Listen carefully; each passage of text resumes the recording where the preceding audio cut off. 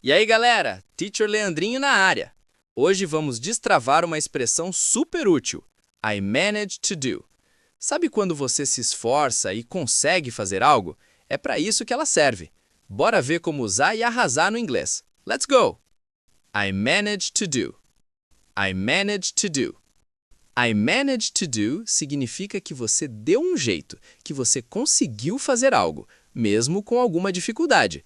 É o eu consegui fazer. I managed to go to the class. I managed to go to the class. I managed to know what I am going to do. I managed to know what I am going to do. I managed to know I belong here, so I don't have to brag. É isso aí, team! Viram como manage to é poderoso? A dica de ouro é, depois de manage to, o verbo vem na sua forma base, como go ou no. Use sempre que superar um desafio. Keep practicing!